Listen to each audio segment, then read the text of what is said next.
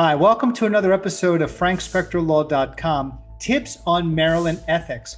I'm making these videos because I really want to help young lawyers out there who may have tricky situations that come up in the workplace and they just don't know where to turn. They don't know who to ask.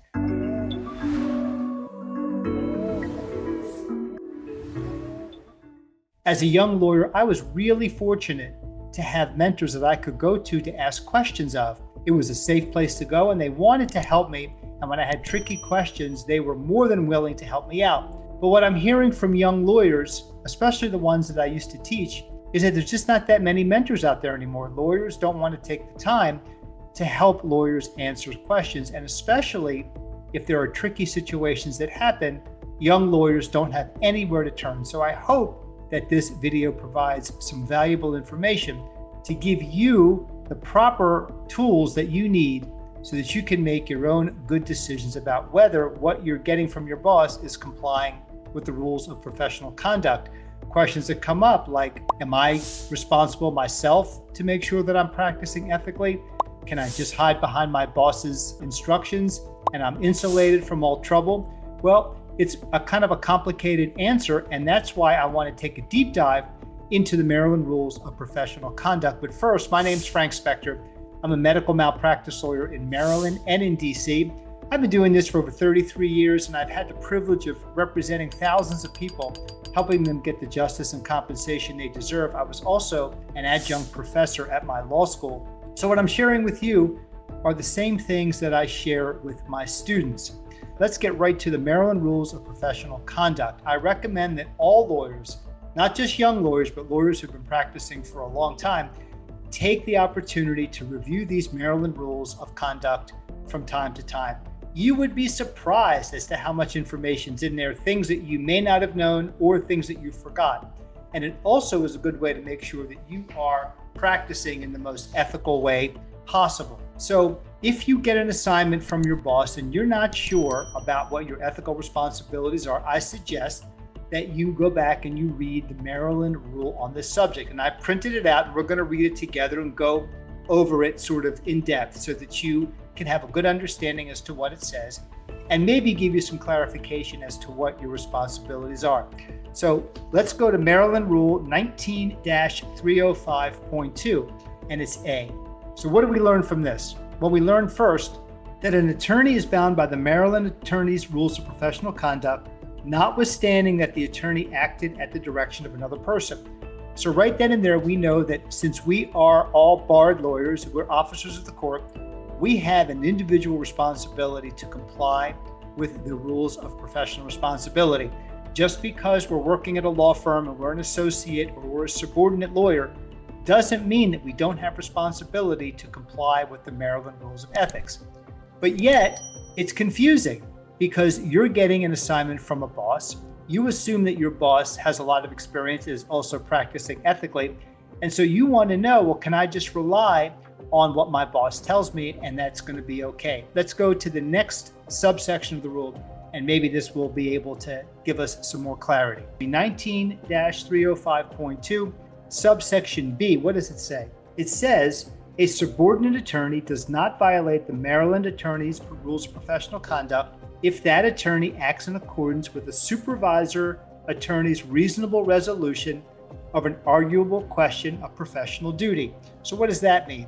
It means that if you have a question about it and your boss says, I understand your concern, I've done the research, and I have assured myself that what we are doing here complies with the rules of professional conduct. That rule tells you that you have a right to rely on your boss's judgment. They have more experience than you.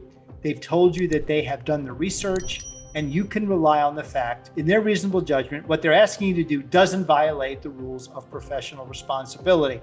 Now, the comments to the rule provide some illustrations that I think are really helpful because they do come up quite often. So let's look at those together. What the comment says, it says that although an attorney is not relieved of responsibility for a violation by the fact that the attorney acted at the direction of a supervisor, that fact may be relevant in determining whether an attorney had the knowledge required to render conduct a violation of the rules. Okay, it gives an example. And I'm sure you've had this example happen to you, because I know I have. For example, if a subordinate filed a frivolous pleading at the direction of a supervisor, the subordinate would not be guilty of professional violation unless the subordinate knew of the document's frivolous character.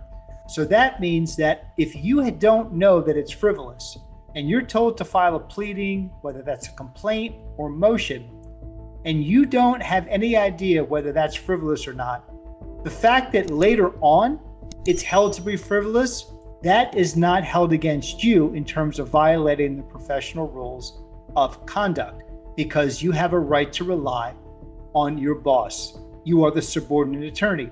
So that comment provides a lot of clarification as to what your responsibilities are. So really, I would say it's a mixed bag. It's a hybrid. You have an ethical duty yourself. Now, if your boss is telling you something that you know is unethical, then I think you have a responsibility not to do it. You can go to a more senior person in the firm. Usually, if you're working in a larger firm, there's a managing partner, or even in a smaller firm, there's somebody that you probably know is running the day-to-day operations. And you can go to that person and say, I'm being asked to do something. I don't think this complies with the Maryland Rules of Ethics. And let that person talk to your boss. Let it be more peer-to-peer. Don't get involved in a conflict or a confrontation with your boss.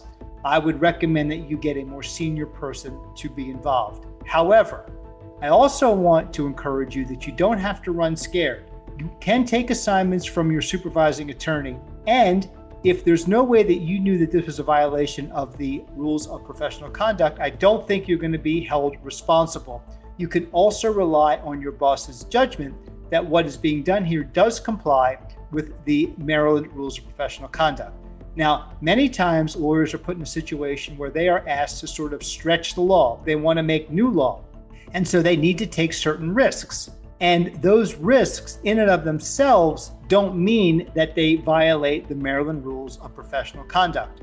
So you have a right to rely on your supervising attorney's belief that what is being done here is in the form of good advocacy and not violating the rules of professional conduct. I know this is very tricky. I don't know that it answered all of your questions, but I hope that it at least gave you some clarity, at least gave you a place to turn to so you can read the rules for yourself and come up with your own decisions.